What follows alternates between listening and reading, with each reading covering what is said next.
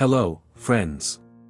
Why can living with young people, with children and grandchildren, even though they are wonderful people, kind, well-mannered, still negatively affect your happiness? Why is it better to meet old age separately from children and grandchildren? You will be surprised by the discoveries that will be made in this video, so please listen to it to the end. When we imagine our retirement, we usually think of a big house, a close-knit and large family, a loving and faithful person nearby. Around, many adult children and their children, our grandchildren. Around, grace and universal understanding. We enjoy babysitting our grandchildren, teaching them something, setting them on the right path. The children are all nearby, under supervision, under one roof. The dream is a calm and carefree old age surrounded by people close to us.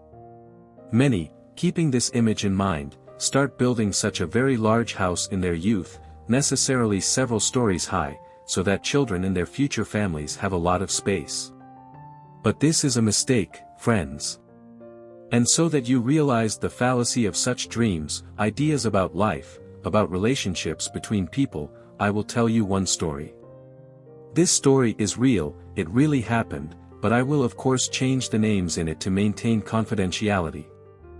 So that you have the opportunity to think and not allow in the future those possible mistakes that were made by the heroes of this story. So, let's begin.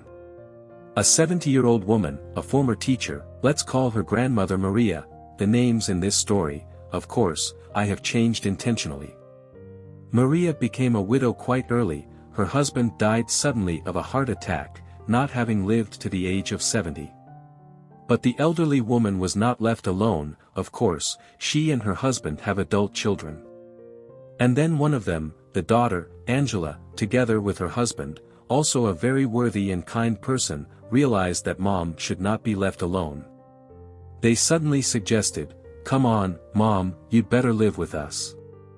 We have a large private house, a plot of land, a garden, lots of flowers that you always like to mess around with. The grandchildren will always be around, it will be more fun and interesting for you with us." Of course, Maria agreed.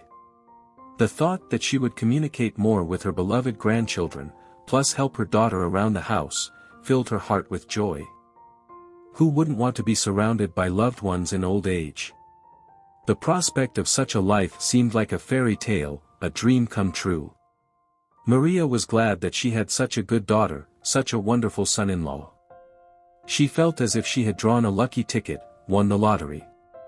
Her days will be filled with children's laughter, delicious smells in the kitchen and, most importantly, a comforting feeling of being needed, useful to people, loved ones. At first, her daughter's house became a paradise for coexistence. Every morning, representatives of different generations gathered for breakfast, spent time in the evenings playing, telling each other news and stories. During the day, Maria helped her daughter with the housework, even helped her school-age grandchildren with their homework, recalling her previous experience as a teacher. Various sociological studies and studies in psychology have proven that a person needs communication with loved ones to be happy. And at first, our heroine, Maria, felt it fully. It was as if she discovered a source of energy, youth in the smiles of her grandchildren. Usually, when stories begin, like fairy tales, which seem to us even cloyingly sweet, good, happy, in reality they have a completely different vibe and a completely different mood, a sense of life. Life sometimes presents various surprises, including unpleasant ones. One day, Maria heard her daughter talking to one of her friends on the phone. She heard the following words, "Mom is such a great help to me, I'm so lucky to have her, she helps us around the house." Hearing this, Maria at first even felt some pride that her daughter was speaking so flatteringly about her help around the house, but at the same time some inexplicable anxiety, an elusive feeling, and the awareness that your labor is being used. No, it was not a hostile feeling, but the first slightly uncomfortable sensations inside still began to appear. One day, the philosopher Epicurus said, "We do not have enough time because we have little of it, but because we spend too much of it." Maria suddenly began to understand that every free minute of her day was taken. Where before she could just read a good book or take care of herself, today she had to give herself entirely to her grandchildren, help with the housework. As if there was some kind of daily routine: breakfast, getting ready for school and kindergarten, cooking in the kitchen, cleaning the house, coming home from school, homework. A kind of Groundhog Day. Slowly and gradually, the initial joy of life with her daughter's family was replaced by something else. Some new sensations. No, they didn't start treating the elderly woman badly or offending her in any way, she just suddenly wanted some freedom, a sense of her own life. Suddenly Maria caught herself constantly thinking about her old apartment, remembering her past life. But she scolded herself for these thoughts: how can I be so ungrateful? I have all the conditions for a happy life. Once again, when Maria, fulfilling the whims of her grandchildren, was making cookies for them, she suddenly realized how much she wanted to pay attention to herself, go for a walk, meet her neighbor in the apartment where she and her husband used to live. Suddenly she began to miss freedom and those independently made decisions. To be the mistress of her life. This is not an idle word: freedom, and the urgent need, which is sweeter than any sweetest cakes, better than the most joyful entertainment. The feeling when you make decisions yourself, even if not always reasonable, even bad decisions, erroneous, but they are yours. They come from you. Psychologist Erik Erikson wrote that it is precisely in old age and until death that it is important to maintain some autonomy of the individual. Yes, elderly people are forgetful, absent-minded, they are sometimes, like children, naive and may not be aware of their actions. But it is important to provide the old man with a certain level of autonomy. He has the right to this. You should not completely subordinate his will, his thoughts and actions to yourself. Thus, the autonomy of our heroine, Grandma Maria, was diluted with a mixture of family love, but also unspoken obligations.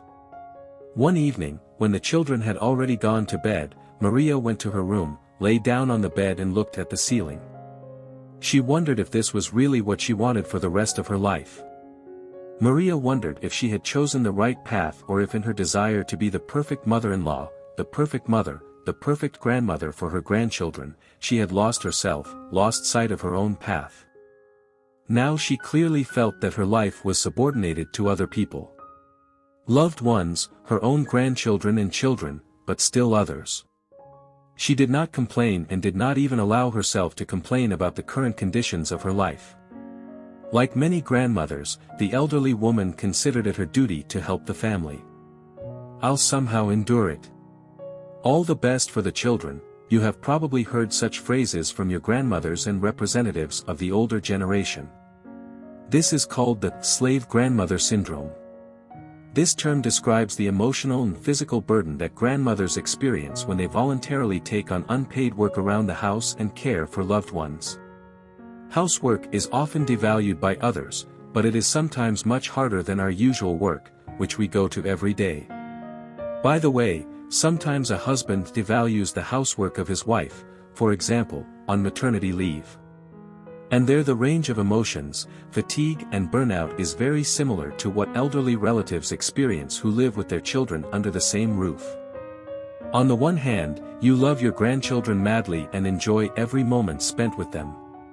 On the other hand, you clearly understand that your own life is slipping through your fingers. It happens that an elderly widow in her old age finds herself a widower grandfather, an elderly lover, and begins to live with him. How much condemnation she encounters from her already adult children. Like, you are betraying the memory of our father, why do we need this old grandfather?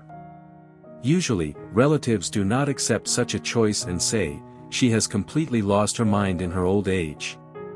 But in fact, she hasn't gone crazy. This is simply an attempt to regain that feeling of being the master of your life, to build your own life scenario, an attempt to escape loneliness by choosing your own path. Don't judge such elderly people who suddenly take some, as it seems to you, crazy actions.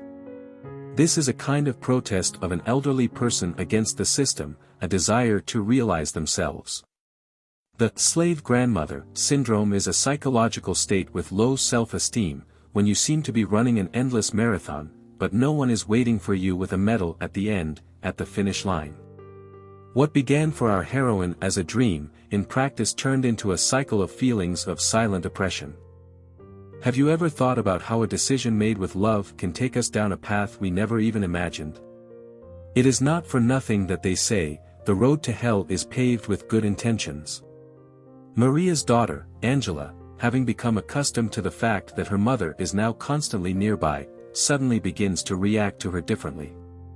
One day, when Maria was preparing dinner, her daughter Angela, frowning, entered the kitchen and said, "Mom, how many times have I told you that the children do not like onions in the soup, why did you put them back?" And so such criticism on minor household issues inevitably begins to fall on Maria. Such incidents will be repeated again and again. Little by little, inevitably, no matter how good and well-mannered your children are, requests turn into orders, and advice begins to look like reproaches. Autonomy and its preservation in old age is a very important component of a happy life. Loss of autonomy leads to an identity crisis and a feeling of hopelessness. Even when seeking support from loved ones, we can also lose something valuable in our identity. Scientific studies even show that people who retain some autonomy in old age not only remain happier, but also have a stronger immune system, which means their body copes with infections and cancer cells more easily.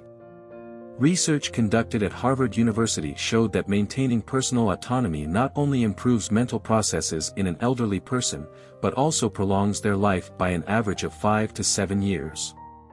Elderly people, even if they are forced to live with their children due to health reasons, if they are forced to look after their children, still need autonomy.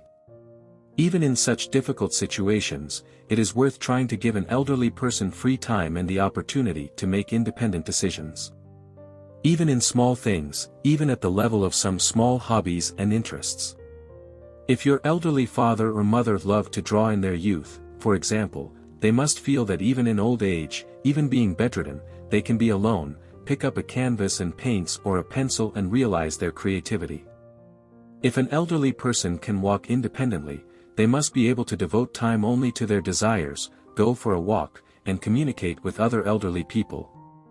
In our story, the elderly woman Maria was quite an active woman. She knew how to serve and take care of herself, so her oppressive state did not last long. She made the only right decision and still returned to her old apartment. She had a friendly conversation with her daughter and, under the pretext of lack of communication with her friends, with neighbors in the old apartment, she decided to live separately. And this change immediately had a positive effect not only on her well-being, on the feeling of happiness of Maria herself, but also on her relationship with her daughter and grandchildren. Popular wisdom says, good relationships with loved ones are better maintained at a distance. If you live separately from them, then both love and mutual understanding are better preserved.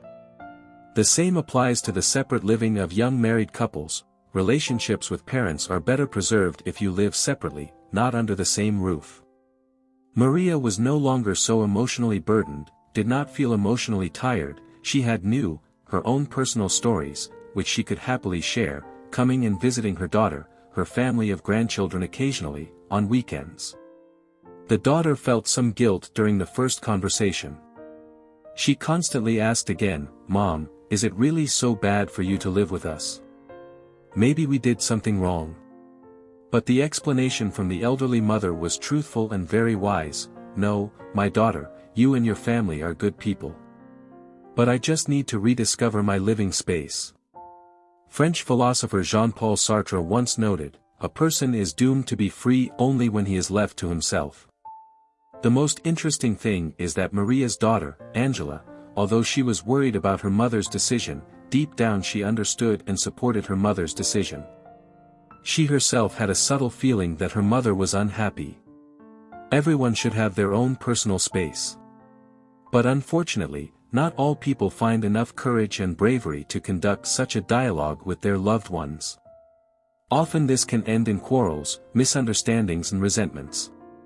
Memory in our past remain with us, the memory of the late husband, pleasant memories of life in the old apartment, the opportunity to arrange everything the way you want, communication with neighbors, and even the way we see the world around us. All this helped Maria cope with psychological discomfort and finally find her happiness. This is the story, friends, these are my thoughts. I hope you found it useful. There is something to think about and, perhaps, it will help you make the right decision in similar life situations. Each of you listening to this video now, ask yourself simple questions. How much autonomy do you have? Are you sure you are living your life? Or the one that others expect from you? Life is too short to waste it on something that does not make you happy and makes you unhappy. Subscribe to this channel, there will be a lot more interesting and useful things. Thank you for your attention. Goodbye and see you soon.